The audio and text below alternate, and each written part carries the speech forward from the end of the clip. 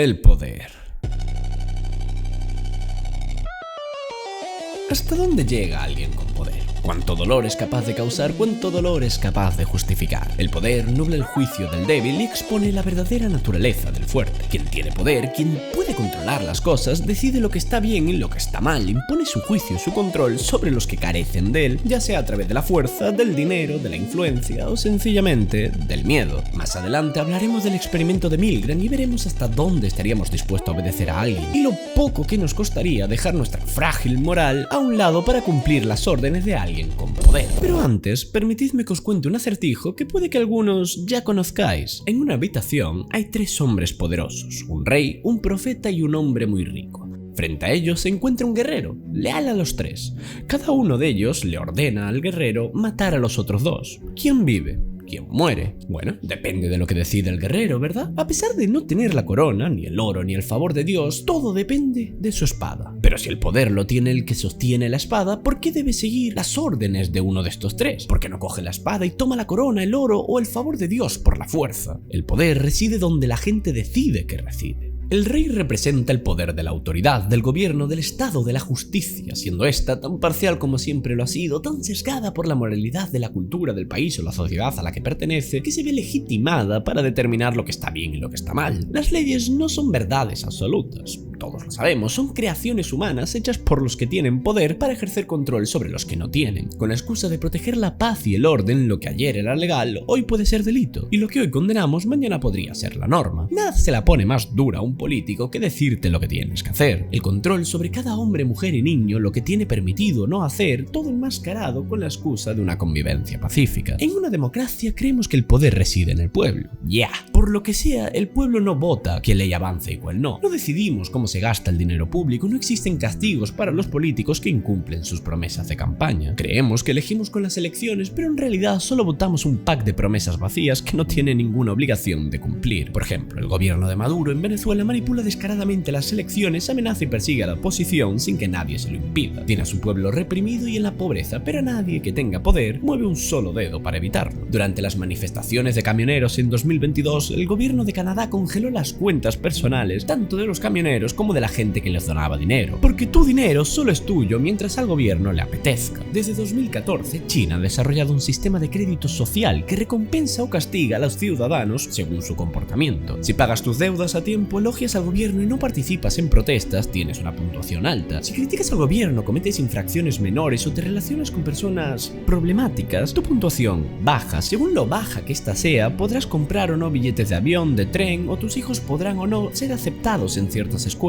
El poder del rey no proviene de su propia fuerza, sino de la obediencia que inspira en sus súbditos y del miedo que sus ejércitos imponen. El poder de la autoridad surge de la gente que le sigue, que cree en su derecho a gobernar, ya sean por unas votaciones o por un linaje concreto. Pero si la confianza en su liderazgo desaparece, su poder se vuelve inútil. ¿Quién es un rey sin su ejército? ¿Quién es un político sin sus votos? El profeta como el poder de la fe, el poder de las ideas, de la influencia, de la moral y las creencias. Su autoridad no se impone por la fuerza, no lo necesita. Solo se impone por convicción. Controla la conciencia del pueblo y a través de la fe moldea sus acciones. ¿Cuántos gobiernos teocráticos hay? ¿Cuántas leyes se basan en una moral nacida de la religión? Hay casos claros, como en Irán, donde la ley islámica, la Sharia, rige hasta los aspectos más fundamentales de esta gente. En especial las mujeres, que son básicamente ciudadanas de segunda en estos países. Todo por la religión, por la fe, por su Dios. En el resto de culturas, salvando las diferencias, nuestras leyes también están directa o indirectamente influenciadas por miles de años de religión. Es inevitable, nuestra moral se ha forjado en una sociedad que lleva milenios influenciadas por la fe. Pero la fe no solo hace alusión a la religión. Hay ideas, conceptos que cuentan con la misma fe que muchas religiones por parte de sus seguidores y que la defienden con la misma irracionalidad dogmática que el fiel más radical. Y estas ideas pueden moldear sociedades enteras. La fe puede llevar a la gente a sacrificarse, a luchar y a morir por él. Quien controla las creencias controla a las personas sin necesidad de forzarlas a obedecer. Es triste, pero quien carece de fe por un Dios que le diga cómo comportarse, abraza sin dudar una ideología que hace exactamente lo mismo: decirte lo que está bien y lo que está mal, lo que puedes o no puedes hacer. El rico encarna el poder del dinero, la capacidad de comprar influencias y lealtades. No necesita la autoridad del rey ni la fe del sacerdote, solo necesita que su oro siga teniendo valor. Muchos no necesitan cumplir las leyes y se arriesgan a quebrantarlas. Muchos otros no temen el castigo de un dios y carecen de fe. Pero todo humano mínimamente integrado en la sociedad depende del dinero.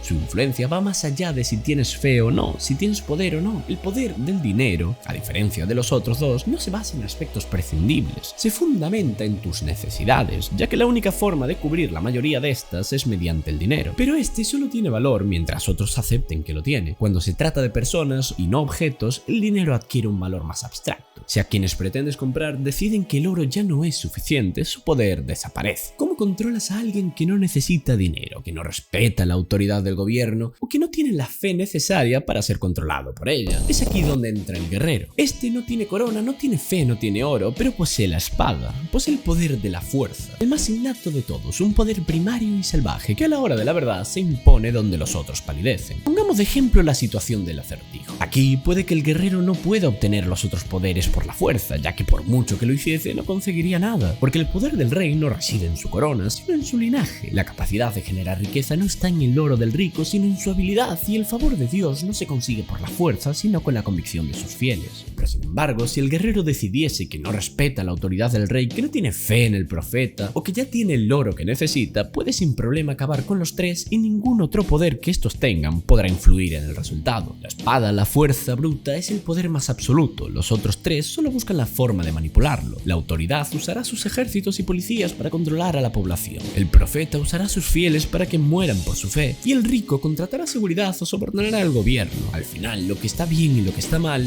el que decide lo que se puede o no hacer, es sencillamente el más fuerte. Pero esto no es absoluto. Nadie puede controlar a todo el mundo solo con uno de estos poderes. La gente comete ilegalidades constantemente, aunque sean completamente intrascendentes. Los fieles cometen pecados, el dinero no compra a todo el mundo y la fuerza no siempre es lo suficientemente fuerte como para imponerse ante todos. La sociedad funciona con un equilibrio y una dinámica de poder cambiantes.